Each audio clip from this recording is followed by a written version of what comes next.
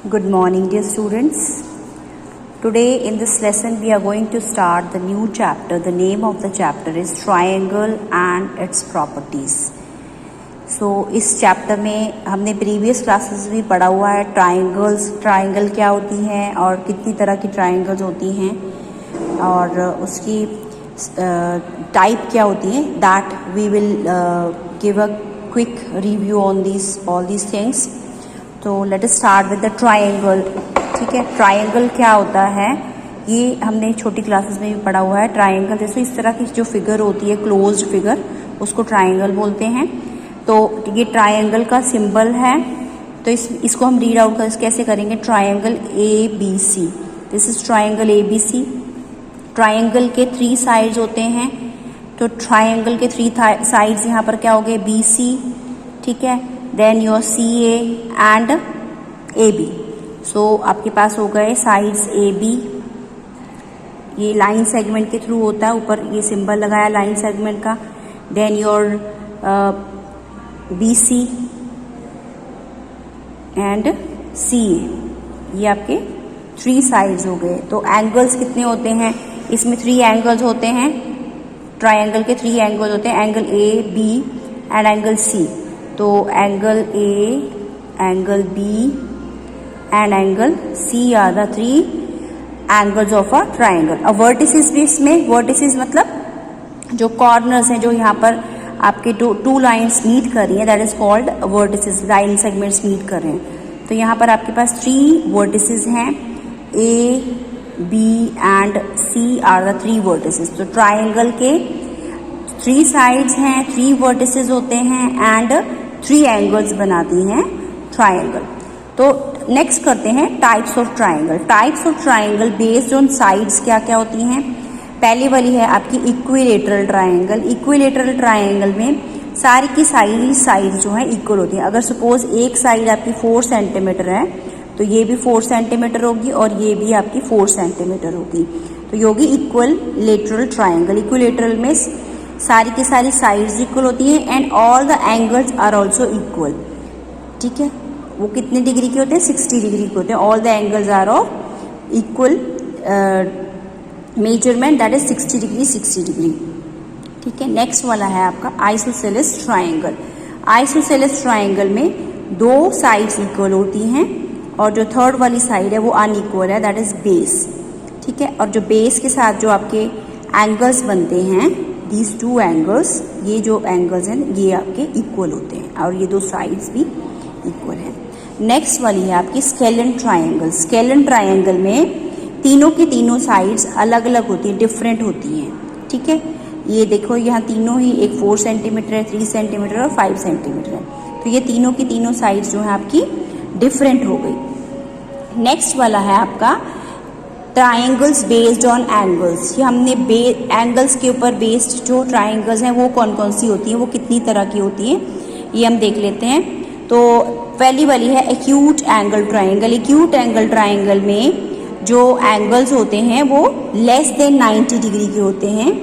Less than 90 degree, 90 degree से छोटे होते हैं. सारे के सारे जो एंगल्स हैं वो लेस देन 90 डिग्री होगा.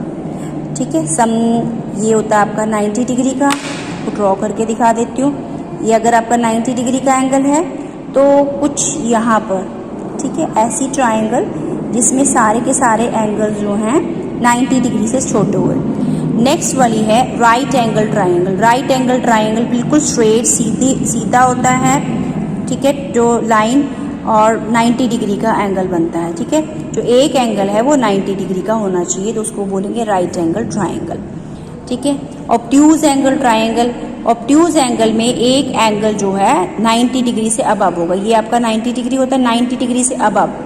ठीक है, ऑब्ट्यूज एंगल कैसे का होता है, ये अगर आपका 90 डिग्री का आ रहा है तो इससे इस तरफ कुछ. ठीक है, तो इसको ज्वाइन कर देंगे तो ये आपकी ऑब्ट्यूज एंगल ट्राइंगल हो जाएगी.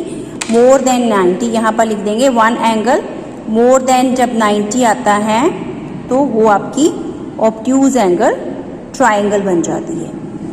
More than 90 degree, that triangle will be obtuse angle triangle. Now next वाला कर लेते हैं नेक्स्ट वाला है मीडियन। ठीक है, ये आपने नया टॉपिक है। मीडियन क्या होता है?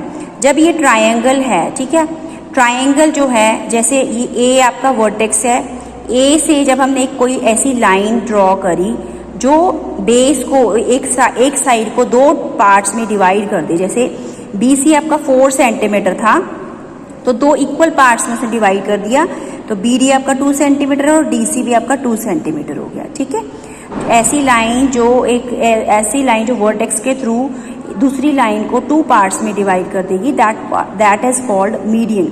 ठीक है, तो AD इसका मीडियन हो गई, AD जो है मीडियन हो गया।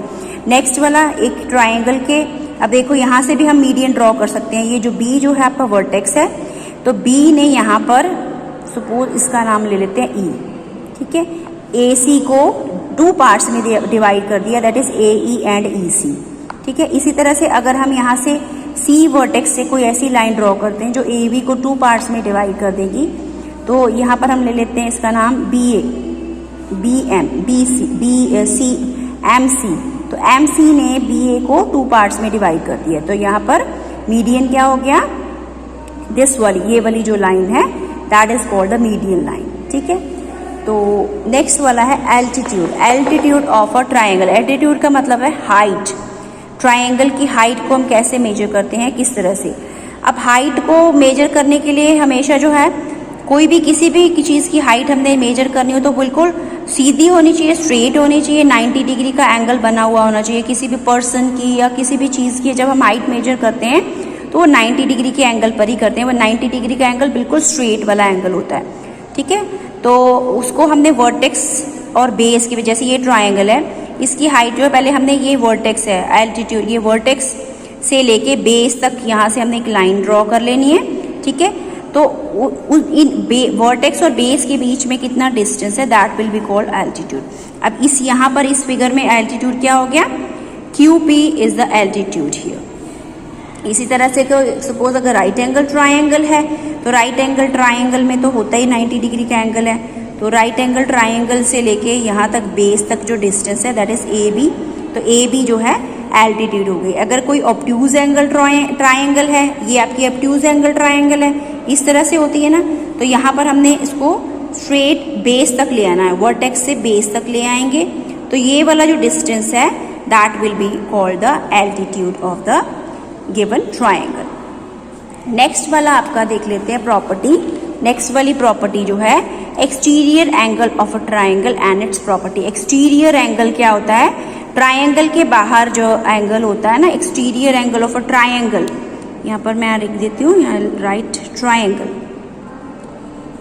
तो एक्सटीरियर एंगल का मतलब है ट्राइंगल के बाहर जो एंगल है। ठीक है, जैसे तो ट्राइंगल के 3 एंगल्स होते हैं, तो ये वाला जो एंगल है, ये ट्राइंगल के बाहर जो एंगल बन रहा है, दैट इज एक्सटीरियर एंगल। ये एंगल C जो है आपका एक्सटीरियर एंगल होता है। ये प्रॉपर्टी क्या है? मतलब exterior angle is equal to sum of the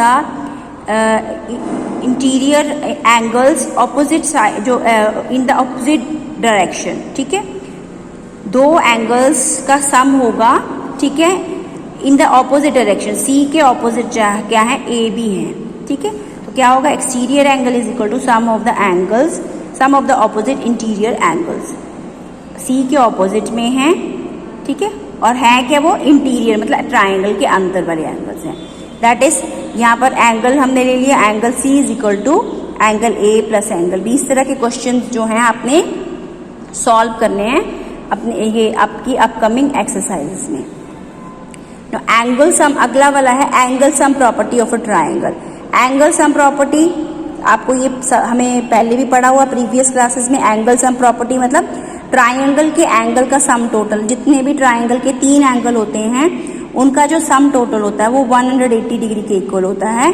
तो इस प्रॉपर्टी को हम क्या बोलते हैं? Angle sum property. That is ABC, angle A plus angle B plus angle C is equal to 180 degree. तो इससे रिलेटेड भी क्वेश्चन हमने सॉल्व करने हैं अपकमिंग क्वेश्चन एक्सरसाइज में। नाउ 2 स्पेशल ट्राइंगल्स हैं। Equilateral triangle. इक्विलेटरल ट्राइंगल क्या होती है? ऑल साइड्स, जिसमें सारी की सारी साइड्स इक्वल होती हैं, हमने पहले भी पढ़ा है। और इसके सारे एंगल्स, यहाँ पर एंगल्स लिख देंगे, equal angles, all the angles are equal, ठीक है, एंगल्स भी इक्वल होंगे, साइड्स भी इक्वल होंगे।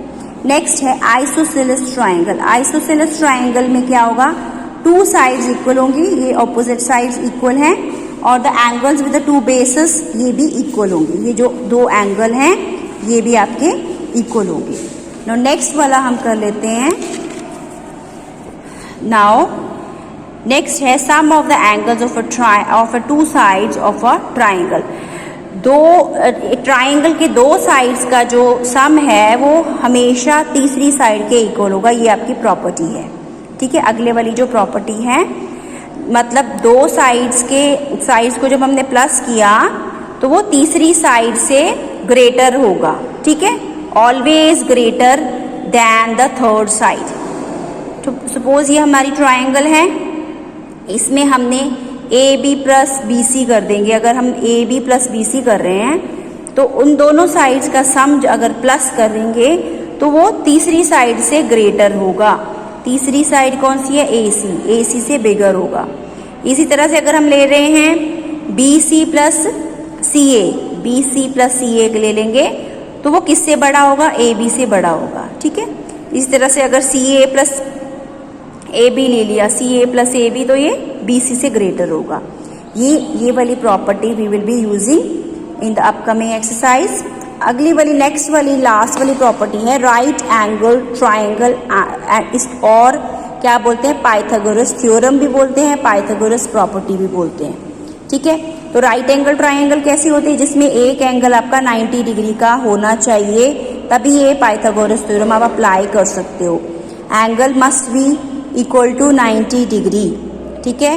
अब क्या है, ये देखिए, ये आपका हाइपोटेन्यूज होता है और ये जो बाकी साइड्स हैं उसको बोलते हैं आर्म्स, ठीक है। अब इसमें क्या होगा आपके ये जो सबसे ये बड़ी वाली साइड 90 डिग्री के ऑपोजिट जो साइड होती है, ठीक है, वो होती है हाइपोटेन्यूज, और ये ग्रेटर होती है, सबसे बड़ी होती है ये वाली साइड, ठीक है। ए सी इज बिगेस्ट, ये बिगर साइड है, दोनों साइड से अगर हम कंपेयर करेंगे this is the biggest side, ठीक है। और ए सी को क्या बोलते हैं, हाइपोटेन्यूज, ठीक है, हाइपोटेन्यूज है। तो ए सी का स्क्वायर जो है will be equal to B C square plus A B square. ये पाइथागोरस थ्योरम है, ये आपने याद रखनी है। कैसे लिखेंगे, A C square is equal to B C square plus A B square. A C का स्क्वायर मतलब हाइपोटेन्यूज का स्क्वायर जो है बाकी वाली टू आर्म्स के हैंड्स के इक्वल होता है, के स्क्वायर के इक्वल होता है, बी सी स्क्वायर प्लस ए सी स्क्वायर। फाइन, ये थ्योरम तभी अप्लाई कर सकते हैं अगर आपके पास राइट एंगल ट्राइंगल दी होगी, otherwise you can't apply this theorem.